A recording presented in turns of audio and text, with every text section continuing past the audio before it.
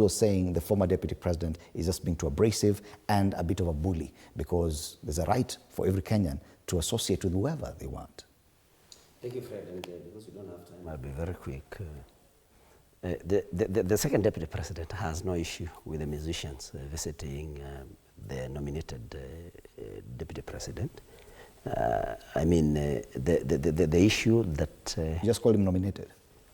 Okay, appointed, sorry. I should say appointed deputy president. Because, of course, you know he was not elected through universal suffrage. Like regarding Gachagua, he was appointed by Ruto. Sorry, not nominated, but appointed. All we are saying, or all Rigi said is that these musicians are sellout. And why did he say they are sellouts? One, they sang a song there, 2-term. And they are also sellouts because these are musicians from one community. I mean, there are no musicians from the other areas of Kenya. And so it was not about empowerment of musicians, because even the deputy president, and you know they keep telling us that even the president said in Meru that this deputy president does not see himself as a person from the mountain. He sees himself as a national. I mean, why would he call on the musicians from Mount Kenya and not musicians from other regions?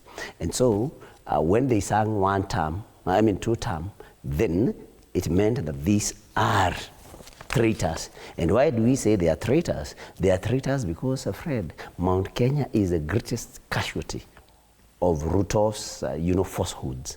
And you know, this is where Ruto got 47% of his vote. But he has betrayed the community. And so anybody, in the eyes of the community, anybody, working with Ruto and, supporting Ruto's agenda is a traitor.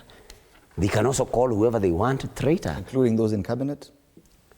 I mean, especially those that, like these musicians. Those in cabinet, of course, got there even before the betrayal started. But there are those that have gotten in there, and they're also traitors, I can tell you that. Because you know where they belonged. I mean, when we enter for elections, talk of Kagwe, talk of Kabogo, talk of Liki Nyanjui, nobody doesn't know where they belonged in the last elections. And talk about the other ministers that sometimes nobody knows them. I mean, because Ruto wants people he can be able to manage. And so what we are saying is, these are traitors to the community.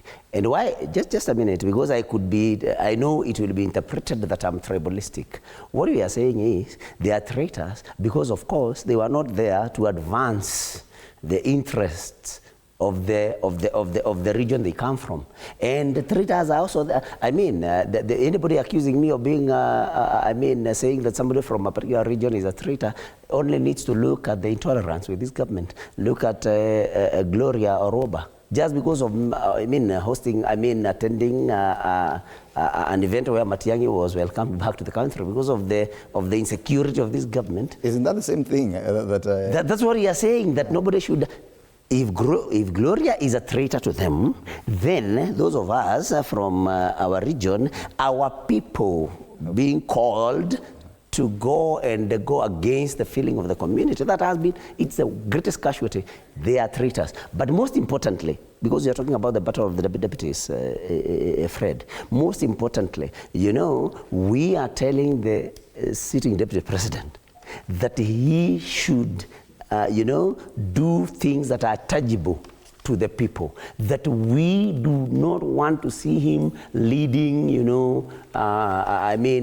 members of parliament to come to our region, bringing sometimes beans, sometimes blow dryers and that kind of thing, when we know that in Ruto's backyard, young men and women are getting, jobs from the defense forces, the police, teachers, and that kind of. We want to see him also talking about coffee and talking about tea and talking, most importantly, and fighting illicit brews. Allow me to give Bwana just a short opportunity to comment on this because we need to cross over to the prayer breakfast.